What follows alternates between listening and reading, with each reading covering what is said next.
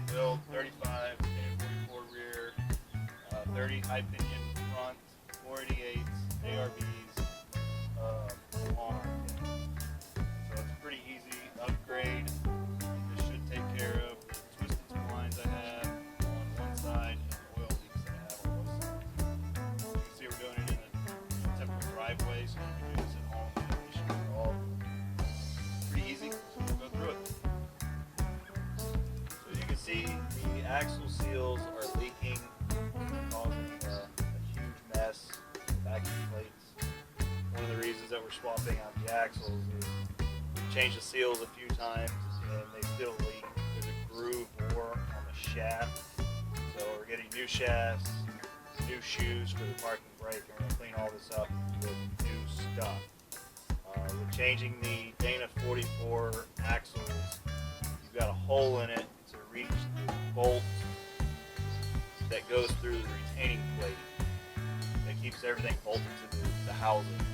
That was one of the benefits of the Dana 44 is you can break a shaft and you won't lose the wheel because of it's still retained and it's not a C-clip axle.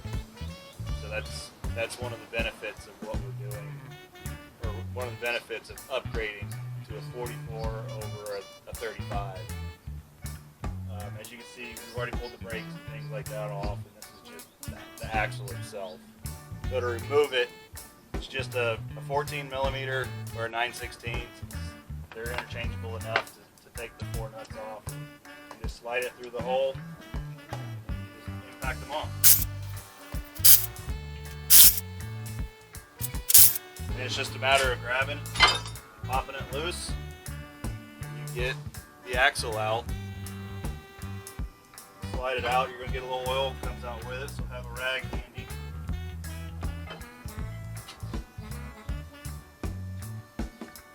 There's your factory shaft.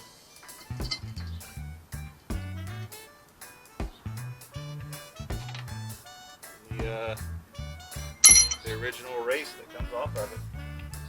What you have that goes to your housing, you have these little studs, bolts, look like they've been ground down, but that's the way they come from the factory, so that it'll ride up against the housing. You don't have to stick a wrench on the back side. Run them in and out with an impact. I'm sure there's a torque spec, but I've always had good luck with just impacting them in and out. No problems.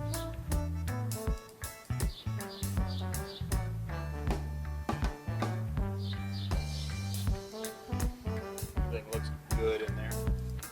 So as you can see with these parking brake shoes, it's just like regular old drum brakes. It's got an adjuster, a couple of springs, and some clips that hold it on. There's nothing really to it. You just pop the clips off and everything falls out. Just a matter of cleaning everything up and putting new shafts in.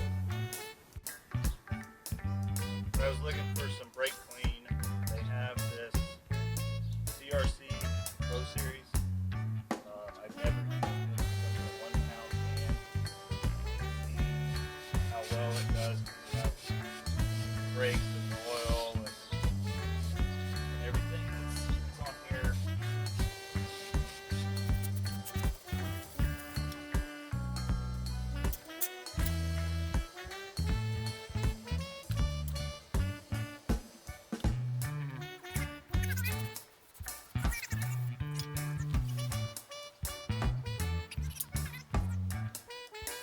Alright, so this is our new G2 shaft that we put bearings on.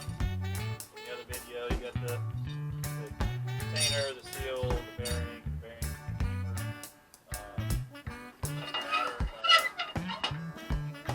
sliding it in, getting the splines to engage, pushing it all together. And what you have to do is get the retaining plate go onto the studs.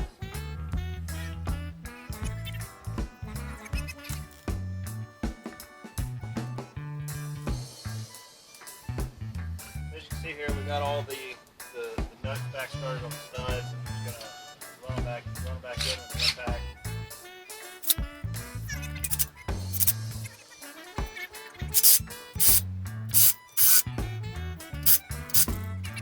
So that's your pretty basic, simple, easy axle upgrade for a Dana 44. Didn't have to pull the cover, you don't have to do anything. You unbolt it, slide the shaft out, slam a new shaft in, bolt it all back together, and you've got upgraded shafts.